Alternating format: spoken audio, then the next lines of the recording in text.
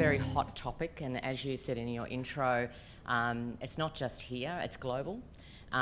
Because from our perspective, it's the big missing piece of the work, particularly, now I'm going to come very much from an education perspective and a community perspective, but I just want to impress upon people that we need to impress upon our policymakers, our government officials, our departments, our schools, that everything they need to do, if they get the community and family engagement piece right, the other rest will flow. If you have a relationship, if you have authentic partnerships with the people on the local level in those school communities, we know from, I'm sure Kate and Libby would certainly have those experiences when talking to those people, that when you've got that trusted relation, that confidence, parents and carers feel self-empowered to have those conversations. So what I would say, I'm just going to throw a challenge in here, is that parents say to us all the time is about, how do I have that conversation? I can have this conversation in my home with my friends, but when I go into the school place, I have to navigate all that education language, and who am I? I'm just a parent. So it's about how we impress upon the educators and leaders in our systems, as I say, and government officials and policymakers, about to how we take people on the journey and how we value and respect, and I'm really say that strongly, respect the funds of knowledge of parents and carers, because they are the first educators. They are with that child from birth. They know all the irks and quirks, but sometimes they have difficulty in having those conversations. So that's why people like you in the room are so highly valued, because you're the support mechanisms to do that.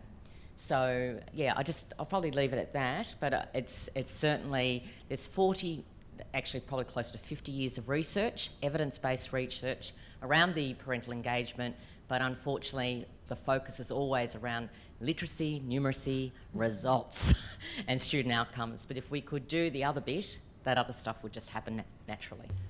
I think so as you pointed out, the community partnerships is one of the 6 key areas of the project, so it's something that we've sort of been promoting right from the start, and right when we did our first school induction, then it was starting to have those conversations with the schools to think about how they're going to bring families and carers and guardians along on this journey of doing respectful relationships.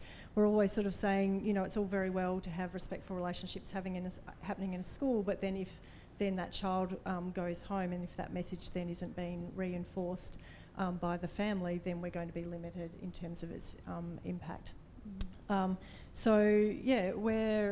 just starting to do a lot more work with schools now in terms of how they reach their parents. I guess tapping into the existing ways that they already engage parents, but also challenging them to find new ways or to strengthen those partnerships as well, and talk to parents about how they can have the conversation around respectful relationships.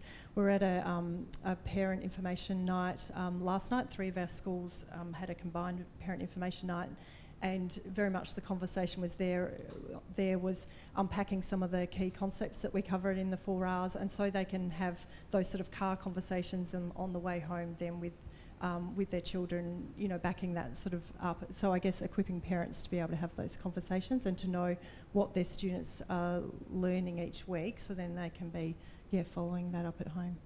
Yeah, great, thanks. Maybe just feeding briefly on what Gail said. I mean, I also run parent and carer sessions in schools, and you can have anything from 3 parents turn up at some to 300.